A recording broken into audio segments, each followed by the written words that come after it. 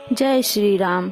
दोस्तों, आज के वीडियो में आपको रामलला कथा के अंतर्गत अग्नि का चारुदान कथा का वर्णन करने वाली हूँ, तो आप वीडियो के अंत तक बने रहें। कौशल नामक प्रसिद्ध जनपद में पुण्य सलिला सरयू के तट पर अयोध्या नाम की पावन नगरी है। इसको प्रारंभ में ही एक से एक धर्मात्मा शूरवंशी राजाओं की राजधानी होने का गौरव प्राप्त है। इस पुरी को स्वयं महाराजा मनु ने बसाया था।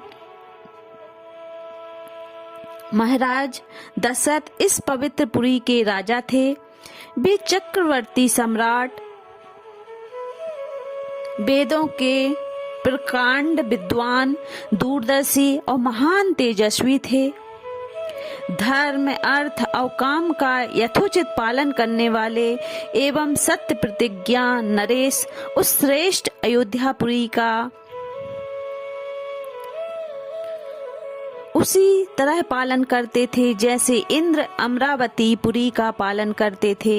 इस उत्तम नगरी में निवास करने वाले सभी मनुष्य धर्मात्मा, निर्लोभी तथा सत्यवादी थे। क्षत्रिय ब्राह्मणों के आदेश का पालन करते थे, वैश्य क्षत्रियों की आज्ञा का पालन करते थे तथा शूद्र अपने कर्तव्य का पालन करते हुए तीनों वर्णों की सेवा करते थे। महाराज दशरथ के अपार वैभव को देखकर यक्षों के राजा कुबेर भी संकुचित हो जाते थे। महाराज दशरथ की 3 रानियां थीं, जिनका नाम कौशल्या, सुमित्रा और कैकेयी था। वे रूप, शील और गुणों की खान, पतिव्रता तथा भगवान की अन्यन भक्त थीं। बहुत दिनों तक महाराज दशरथ को कोई पुत्र नहीं हुआ। चौथापन आ पहुंचा।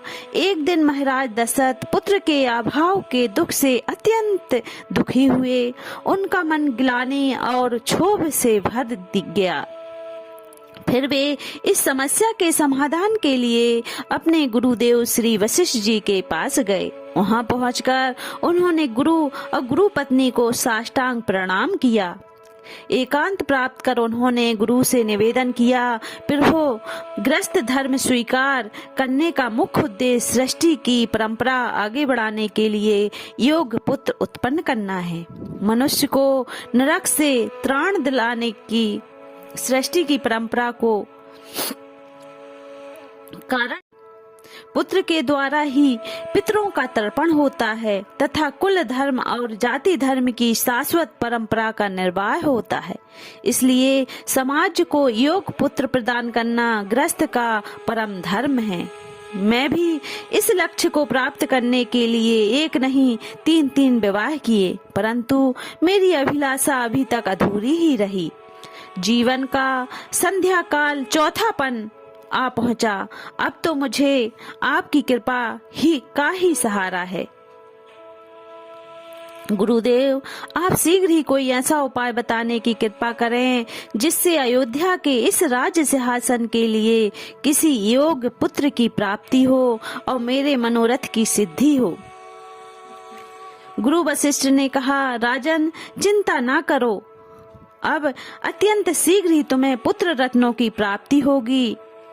विवाह दंडक ऋषि के पुत्र श्रृंगी ऋषि वेदों के परागामी विद्वान हैं। तुम उन्हें बुलाकर पुत्रेष्ठी यज्ञ का आयोजन करो, तुम्हारा निश्चय ही कल्याण होगा।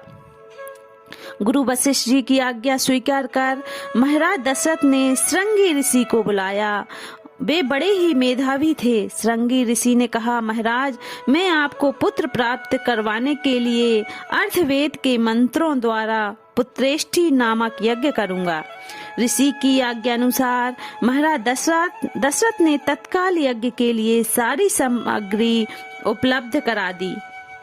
तेजस्वी ऋषि ने पुत्र प्राप्ति के लिए उद्देश्य से पुत्रेष्ठी नामक यज्ञ प्रारंभ किया और स्रोत विधि के अनुसार अग्नि में आहुति डाली। सभी देवता, सिद्ध, गंधर्व, महर्षिगण विधि के अनुसार अपना अपना भाग ग्रहण करने के लिए यज्ञ में एकत्रित हुए। श्रृंगी ऋषि के 10वें ऋषि ने पुत्र प्राप्ति के लिए उद्देश्य से पुत्तेष्टि नामक यज्ञ प्रारंभ किया और स्रोत विधि के अनुसार अग्नि में आहुति डाली। सभी देवता, सिद्ध, गंधर्व, महर्षिगण विधि के अनुसार अपना अपना भाग ग्रहण करने के लिए यज्ञ में एकत्रित हुए। श्रृंगी ऋषि की आहुति डालते ही स्वयं अग्निदेव एक विशालकाय पुरुष के रूप में यज्ञ कुंड से प्रकट हुए। उनके दिव्य तेज को देखकर एक बार सबकी आंखें चौंधिया गईं। उन्होंने राजा दशरथ की ओर देखा, कहा, राजन, यह देवताओं की बनाई हुई खीर है जो संतान प्राप्त कराने वाली है। तुम इसे स्वीकार करो और अपनी योग्य पत्नियों को बराबर भागों में बांटकर खिला दो। उनके गर्भ से तुम्हें 4 सुयोग पुत्रों की प्राप्ति होगी। ये थी अग्नि का चारुदान की कथा। दोस्तों, कैसी लगी कमेंट करके जरूर बताएं और वीडियो अच्छा लगे तो लाइक कर दें, चैनल को सब्सक्राइब कर दें। जय सिया राम।